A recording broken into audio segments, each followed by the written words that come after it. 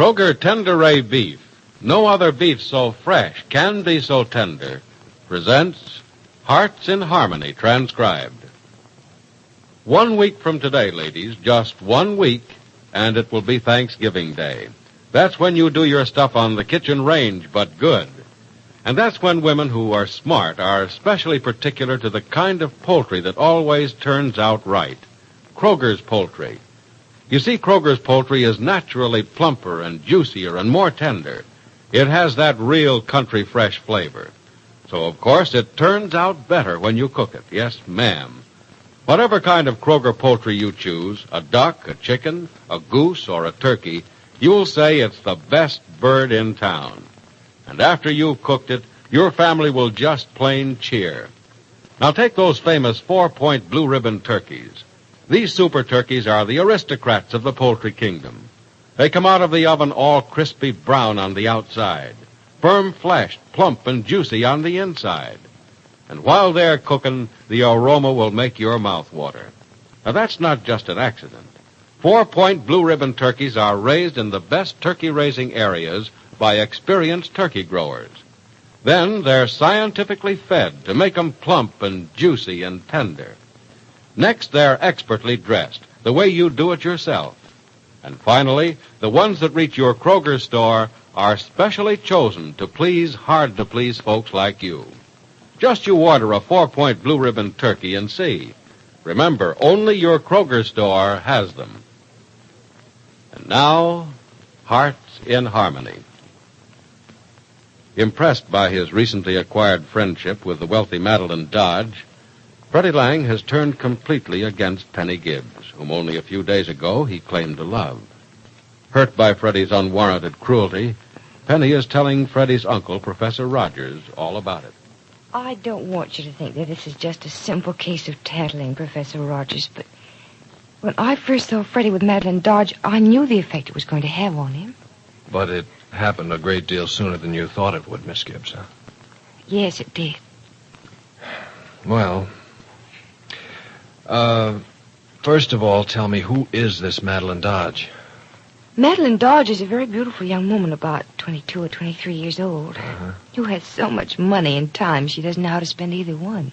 And she... That's quite enough, Miss Gibbs. That tells me all I need to know.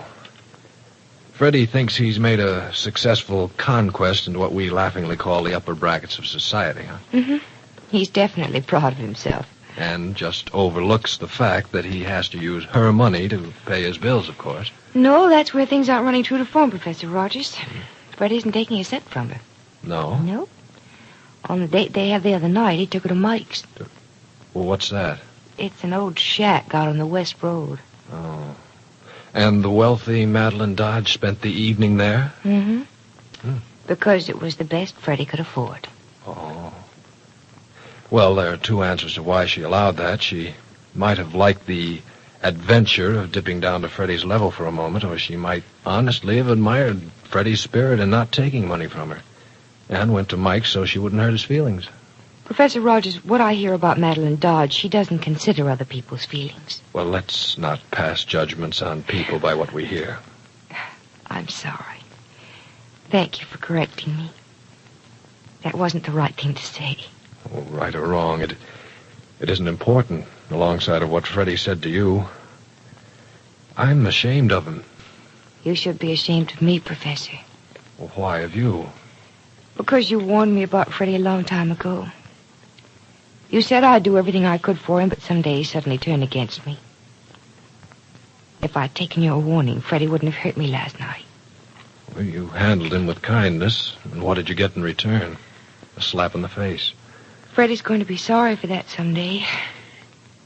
Look, I didn't want to tell you about Freddie to complain about what happened to me. I just thought that you ought to know what he's doing so that you can get to him before it's too late. He's obviously not going to be interested in talking to me about much of anything anymore. Oh, don't worry. I'll talk to him and have plenty to say, too. You can expect an apology from him tomorrow or the next day. No, don't bother about that, Professor. Just get Freddie straightened out and everything else will take care of itself. Besides, I'm putting Freddie at the bottom of my list of problems for the time being. And maybe that's just where he belongs.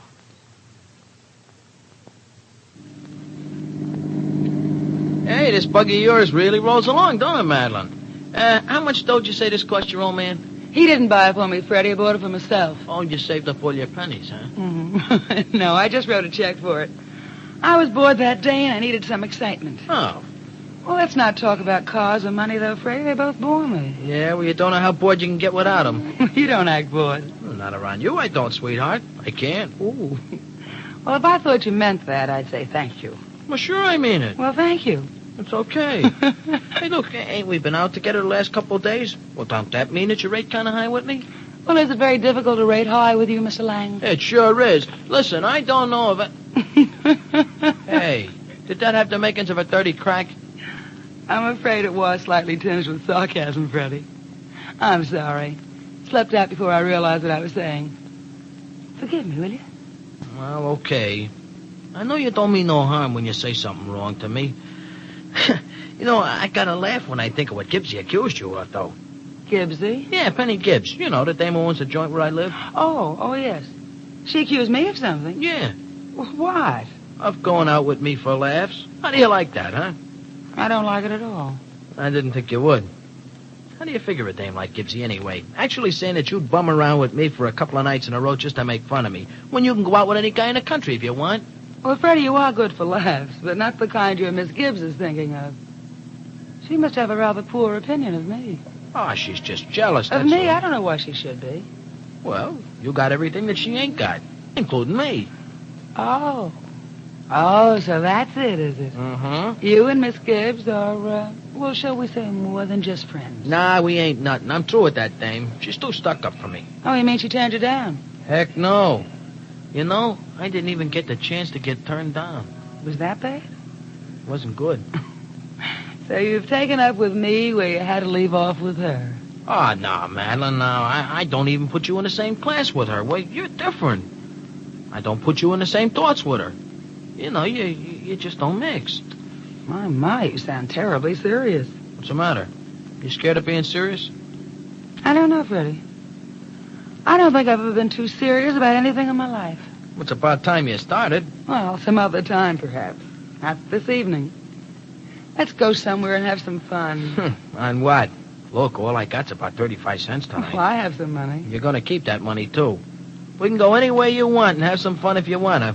But when we get the 35 cents worth, we stop. With nothing left over for the waiter. No. We'll go someplace where they don't got no waiters. Hey, look, I got an idea. We ain't so far from Gibbsy's house now. Why don't we go over there? Oh, no. I don't think we ought to do that, Freddie. Miss Gibbs may not be in the mood for company. Oh, she's got company already. Prof. Rogers. Professor Rogers, you mean? Yeah, that's the guy. Well, who's he? Well, for one thing, he's me uncle. And for another thing, I think that Gibbsy sort of goes for him. Oh. And for another thing, he's a college professor. And for one more thing, he used to be a federal agent. Say, do you mean Stuart Rogers? Yeah, that's the guy. You know him? No, but I've heard of him and I've read all about him. Well, I hope you don't believe everything you read. You know, he ain't so hot. No? No. He sounds awfully interesting on paper. Well, so what? I can figure to be a millionaire on paper. What I got in my pocket, 35 cents. That's right, 35 cents.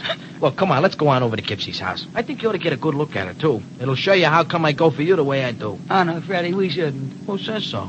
Well, it just isn't the thing to do. If you stopped and telephoned first, Oh, then that's maybe you... too much bother. And anyhow, Gibbsy's so dumb, she won't even know that we're doing the wrong thing. We just bust in and say hello. What'd you say?